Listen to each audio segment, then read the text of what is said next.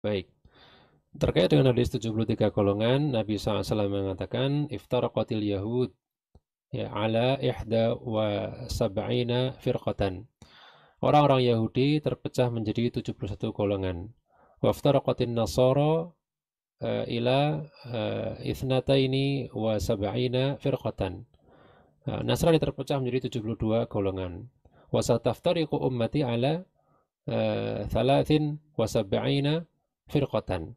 Dan umat itu akan terpecah menjadi 73 golongan, ya, kulluha finnar illa wahidah. Semuanya masuk neraka kecuali satu, yaitu al-jamaah, yaitu ahli sunnah wal jamaah, yang dalam riwayat lain disebutkan ma'ana alaihi wa ashabi, jalan atau manhaj yang aku dan sahabatku berada di atasnya.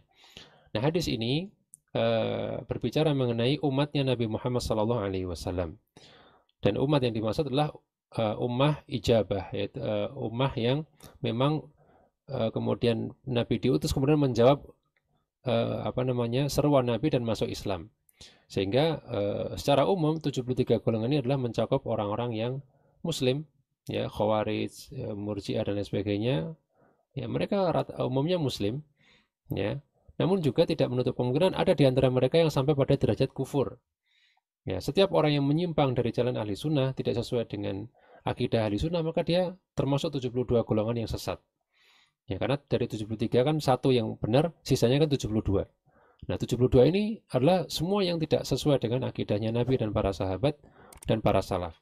Dan termasuk juga akidah yang tadi, yang orang meyakini bahwa dia kemudian tidak perlu sholat lagi karena sudah mencapai level makrifat, ya. Karena kalau dalam akidah sufi, sufi yang ekstrim, ya, sufiah yang hulu, yang ekstrim, mereka meyakini bahwa manusia itu ada 4 tingkatan, atau seorang yang beribadah kepada Allah itu ada 4 tingkatan.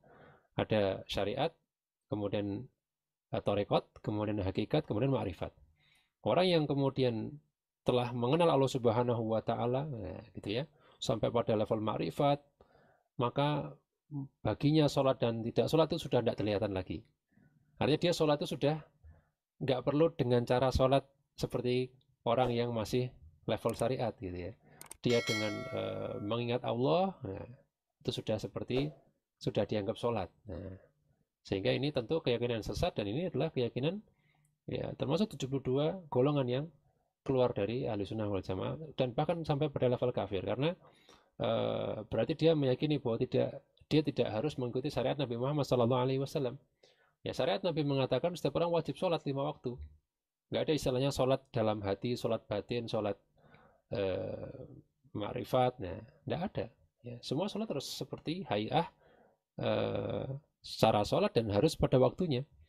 Ya, jadi kalau orang kemudian dia keluar tidak mau seperti itu, berarti dia keluar dari syariat Muhammad dan dia bisa kafir. Dan memang dia kafir yang ketika dia meyakini hal semacam itu. Wallahu a'lam bishawab.